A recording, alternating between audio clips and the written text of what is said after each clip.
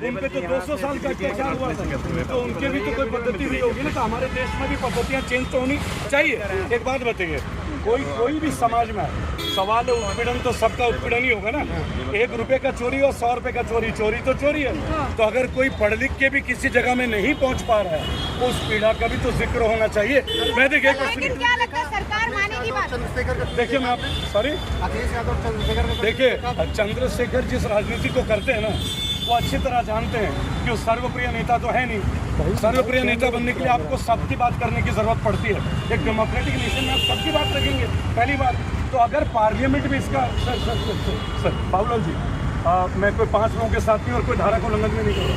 And have the right, अगर कोई मेरे से क्वेश्चन पूछ रहे हैं प्लीज सर, प्लीज मेरा राइट है सर, और मैं आपके पक्ष में हूँ सर, मैं आपके पक्ष में हूँ। पहली बात तो मैं देखिए, मैं 2 बात बोलूँगा, चाहे चंद्रशेखर हो, चाहे मायावती जी हो, चाहे कोई सा भी नेता हो।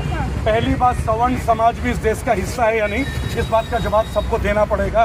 हम दलित भाई बहनों के साथ हैं, उनके ऊपर शोषण हुआ है, ये पूरा देश जानता है। लेकिन ये शोषण अब आजाद होने के बाद अगर अन्य किसी समाज के साथ हो रहा है तो वो भी गलत है, इसका निवारण होना चाहिए। रामदास अठावले कह रहे हैं कि आरक्षण हटाने की मांग करने वाले सभी देशद्रोही हैं और आरक्षण मैडम सुनिए, आप गूगल का क्वेश्चन पढ़कर अठावले जी को छोड़ दीजिए, वो पार्लियामेंट में बैठ के जोक सा चुटकुला सुनाते हैं। लेकिन यहाँ जो बच्चे आ रहे हैं जो यूजीसी रोल बैक, पहली बात यूजीसी मांगा किसने था?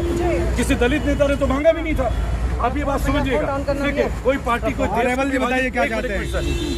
अगर विभाजित करना है ना, तो छात्रों को तो कम से कम विभाजित मत करो प्लीज, हाथ जोड़ के विनती है। छात्र तो आपके घर में भी, बेटा आपका भी पढ़ता होगा, बेटियां मेरी भी पढ़ती होगी, तो इनमें क्या अलग करना? क्या चाहते क्या, आपका कहना क्या है? देखिए मेरा एक बात कहना कि जो लोग यहाँ आते हैं अपने प्रोटेस्ट के लिए, संवैधानिक तौर पे उनका एक अधिकार है, आप उनकी बातों को सुने, अपनी कमेटी बैठाएं। और जब किसी ने आपसे कोई मांगा ही नहीं था, तो आप कुबेर का खजाना देने आ गए क्या? आप वो चीज दीजिए ना, महंगाई पे काम कीजिए। नहीं, किसने मांगा था यूजीसी? मुझे उसका नाम आप पत्रकार भाई बता दीजिए, आपको गूगल करने पे भी नहीं मिलेगा। बस आप विराम करने दीजिएगा। कुछ प्रोटोकॉल है, मुझे भी पूरा करना है।